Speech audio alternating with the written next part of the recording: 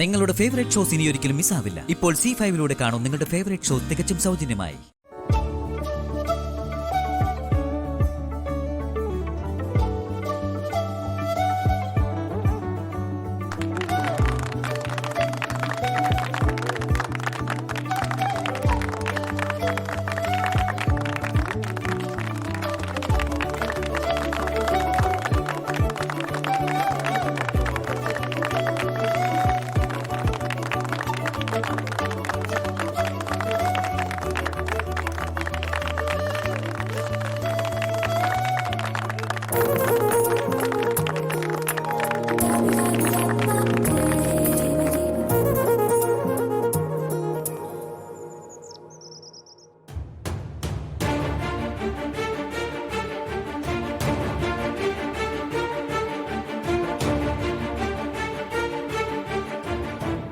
ഉദ്ഘാടനം ഗംഭീരമായിട്ട് നടന്നു.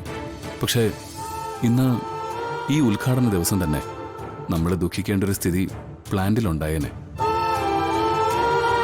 എന്താ വിശാൽ സർ, എന്താ അവിടെ ഉണ്ടായത്?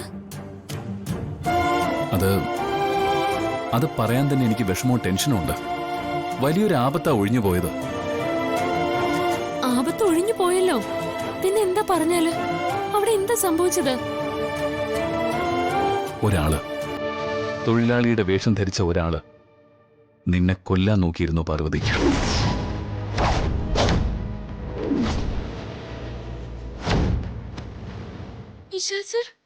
എന്തോ ഭാഗ്യത്തിന് കമ്പനി സെക്രട്ടറി എന്നോട് അവിടെ വരാൻ പറഞ്ഞതുകൊണ്ട് തക്ക സമയത്തിന് ഞാൻ അവിടെ എത്തി.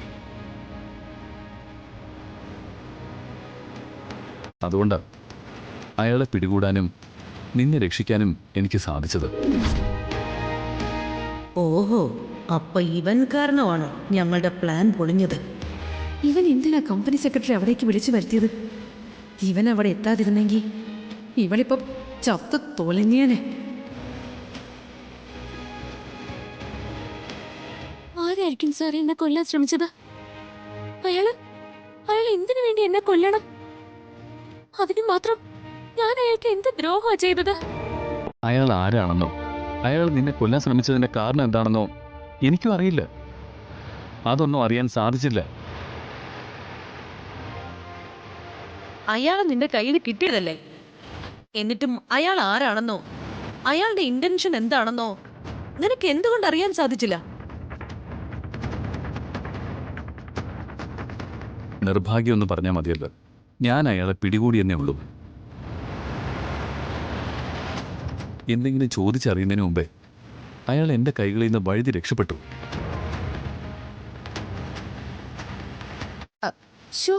കഷ്ടായി പോയല്ലോ.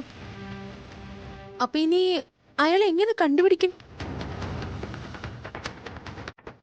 എടാ മോനെ, നമുക്ക് പോലീസിൽ കംപ്ലൈന്റ് കൊടുക്കാം. അവരവനെ അന്വേഷിച്ച് കണ്ടുപിടിക്കട്ടെ. അത് കൊടുക്കാം. അതിനു മുമ്പ് ഞാൻ എൻ്റെതായ രീതിയിൽ ഒന്ന് അന്വേഷിക്കുന്നുണ്ട്. നീ എങ്ങനെയാ വിശാലെ അന്വേഷിക്കാൻ പോകുന്നേ? അമ്മേ, പാർവതിയെ കൊല്ലാമെന്ന ആളുടെ മൊബൈൽ ഫോണ് എനിക്ക് കിട്ടിയിട്ടുണ്ട്.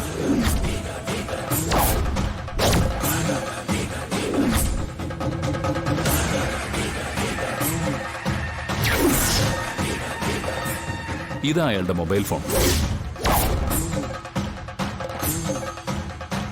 ഇതിന്റെ അകത്തു നിന്നും അവന്റെ കോൾ ഹിസ്റ്ററി എടുത്ത് പരിശോധിച്ചാൽ ഈ ഇൻസിഡന്റിന് മുമ്പ് അവൻ സംസാരിച്ച ആളുകളുടെ ഫോൺ നമ്പർ കിട്ടും. ഏതായാലും അവൻ വാടക കൊലയാളിയാണെന്നുള്ള കാര്യം ഉറപ്പാ. അവനുമായി സംസാരിച്ചവരുടെ നമ്പർ ട്രേസ് ഔട്ട് ചെയ്താൽ ആരാണ് അവനെ ഈ ദൗത്യം ഏൽപ്പിച്ചതെന്ന് അറിയാനും ആവും.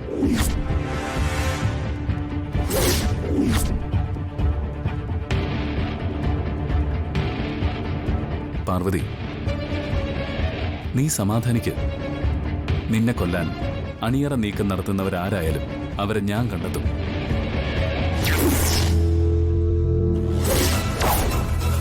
അവരാരായാലും ശരി, അവരെ ഞാൻ വെറുതെ വിടില്ല. ആ കില്ലറെ ഏർപ്പാടാക്കിയത് ജാസ്മിന്റെ കെയർ ഓഫിലല്ലേ? അവളുടെ സുഹൃത്ത് വഴിയല്ലേ കില്ലറെ അറേഞ്ച് ചെയ്തത്?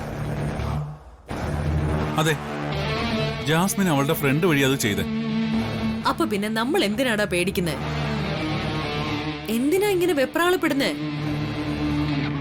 ആ കൊലയാളിയുമായിട്ട് ഞാനോ നീയോ ഫോണിൽ സംസാരിച്ചിട്ടില്ല, ഉണ്ടോ? സംസാരിച്ചത് മുഴുവൻ ജാസ്മിന്റെ ഫ്രണ്ടും.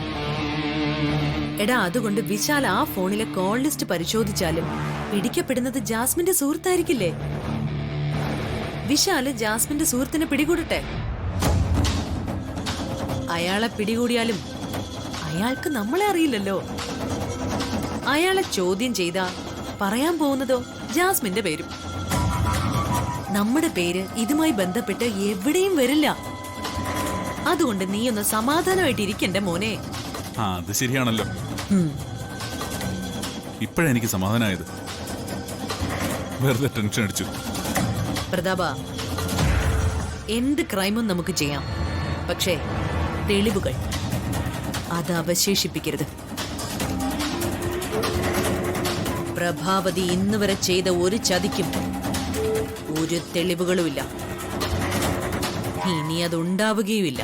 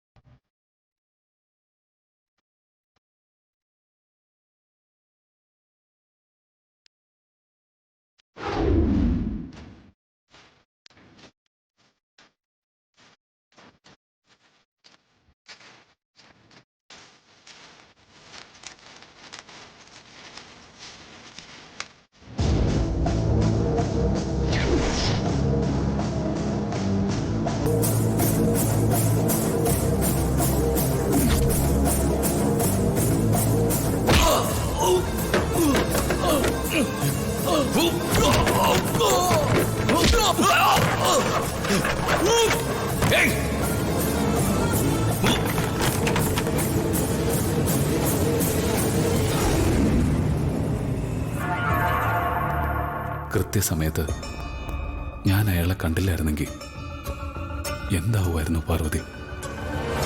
വേണ്ട, ഇനി അതൊന്നും ചിന്തിക്കണ്ട. ഏതായാലും രക്ഷപ്പെട്ട് ഓടിയ അവനെ ഞാൻ വെറുതെ വിടില്ല. അവനൊരു വാടക കൊലയാളിയാ, അതുറപ്പാ. പാർവതിയെ കൊല്ലാൻ വേണ്ടി അവൻ അയച്ചത് ആരാ? പാർവതിയുടെ ശത്രു. അത് പാർവതിയുടെ ശത്രുവായിരിക്കും, അതോ എന്റെ ശത്രുവാണോ? പാർവതിക്ക് എന്തെങ്കിലും ആപത്ത് സംഭവിച്ചാൽ എനിക്കത് വിഷമാവുമെന്ന് കരുതിയിട്ടാണോ ഇങ്ങനൊരു അറ്റംപ്റ്റ് നടത്തിയത്? എത്ര കഷ്ടപ്പെട്ടിട്ടായാലും ശത്രു ആരാണെന്ന് കണ്ടെത്തിയേ പറ്റൂ. ഡൗൺലോഡ് ചെയ്യൂ C5 ആപ്പ്. കാണൂ എല്ലാ എപ്പിസോഡുകളും സൗജന്യമായി.